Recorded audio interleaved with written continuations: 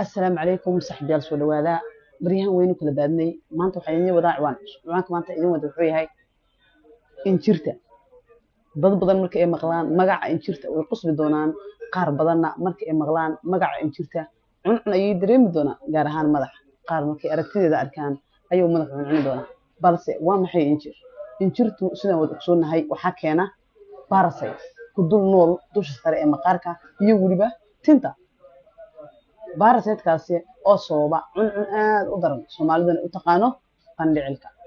injirtu waa cayayaan aan lahayn baalal balse waxa ay leedahay 6 lugood iyo cijiyo kuwaas oo ay ku qabsato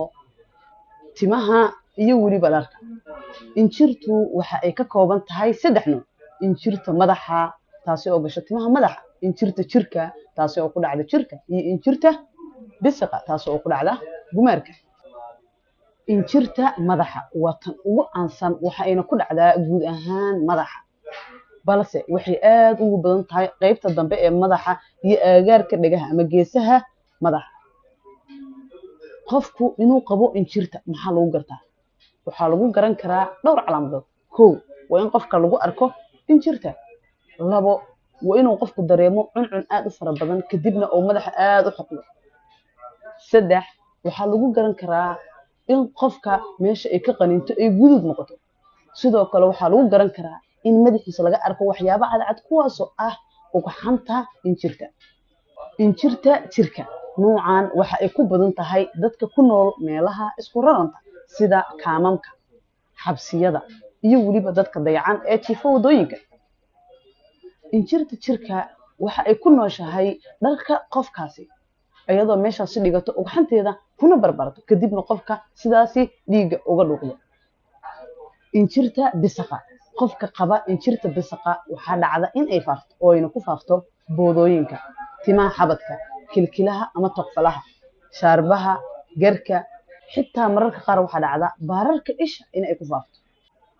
injirta si toos ah ayaa la isugu gudbiyaa sida in la wadaago shanlooyinka fooneeyaha turaaxadaha koofiyadaha iyo guud ahaan dharka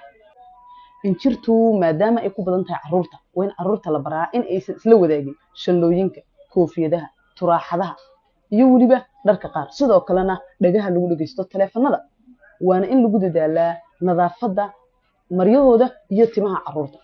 si looga hortago injirta waxa laga maarmaan ah qofka ilmaha haya ama hooyada ilmaha dhashay ee ilmaha korinaysa inay ka warqabto madaxa caruurta ayna mar walba kontaroosho sidoo kalena waa inay si joogto ah ugu shanlaysaa markay u shanlaynaysana waa inay inta badan isticmaashaa shanla carbida maadaama afkeedu aad u yar yahay sidaasna ay ku daadisaa ugxamaha iyo waxyaabaha ay ka samaysmi lahayd injirtu haddii uu mawduucan ku xiiso gelin fadlan nagula saaxiib meeshan haddii aad saaxiib nala tahana fadlan like-ta share-ta subscribe-ka iyo follow-ga hanaga hilmaamin waad ku mahadsantahay daawashadaada